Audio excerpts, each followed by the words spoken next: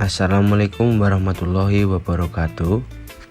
Perkenalkan, nama saya Muhammad Firuz Zulfikar dari kelas akuntansi 5A Politeknik Negeri Madiun dengan NIM 223209016. Di sini saya akan menerangkan tentang prinsip-prinsip akuntansi yang penting. Selanjutnya, materi saya membahas yang pertama yaitu tentang prinsip-prinsip akuntansi.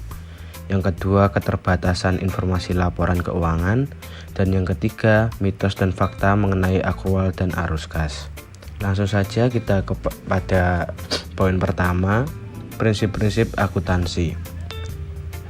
Yang pertama ada akuntansi akrual. Akuntansi modern menerapkan basis akrual sebagai pengganti basis arus kas yang lebih tradisional.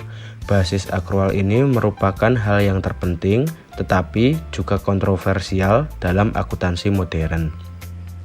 Selanjutnya yaitu biaya historis dan penilaian wajar.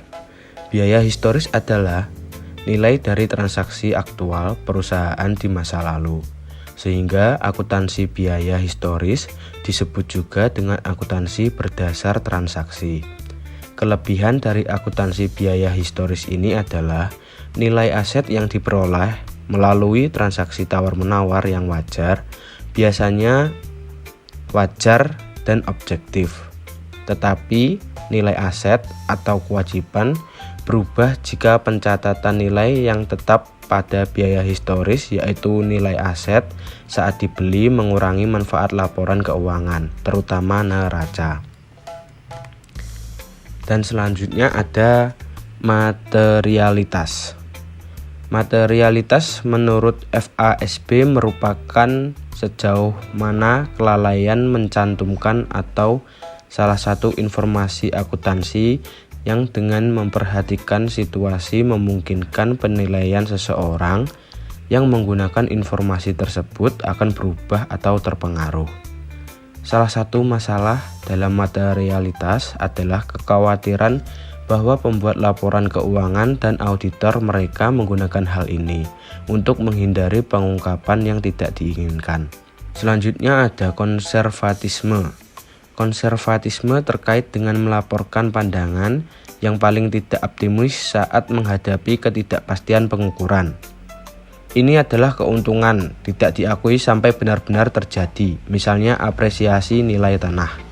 Konservatisme mengurangi tingkat keandalan dan relevansi informasi akuntansi melalui dua cara. Pertama, konservatisme menyajikan aset dan laba terlalu rendah. Kedua, konservatisme menyebabkan penundaan pengakuan kabar baik pada laporan keuangan, namun secepatnya mengakui kabar buruk. Poin kedua yaitu keterbatasan informasi laporan keuangan. Ramalan, laporan dan rekomendasi analisis bersama dengan sumber informasi alternatif lain merupakan pesaing utama informasi akuntansi.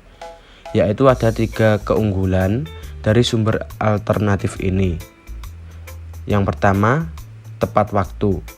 Laporan keuangan disusun paling sering setiap kuartal dan biasanya dipublikasi 3-6 pekan setelah akhir kuartal. Yang kedua, frekuensi. Frekuensi terkait erat dengan tepat waktu.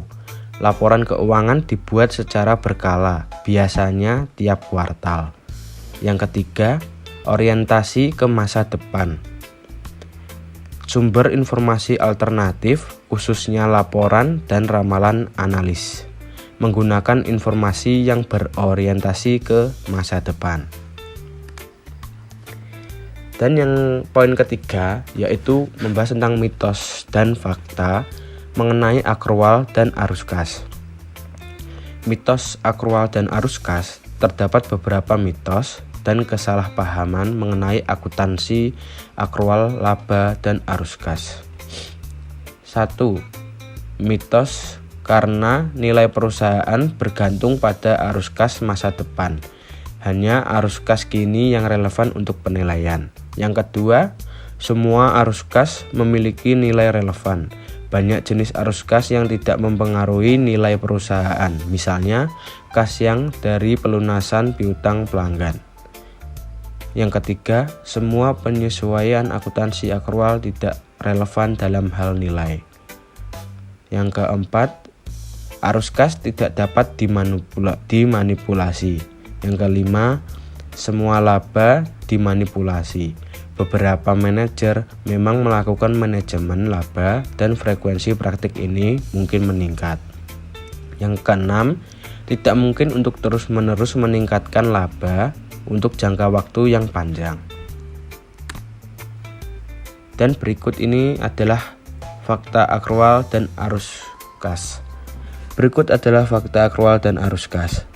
Yang pertama, akuntansi atau laba akrual lebih relevan dibandingkan arus kas, baik secara konseptual maupun praktis.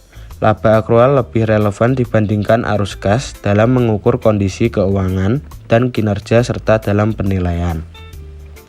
Yang kedua, arus kas lebih andal dibandingkan akrual. Pernyataan ini benar dan menyarankan bahwa arus kas dapat memainkan peran pelengkap atas akrual.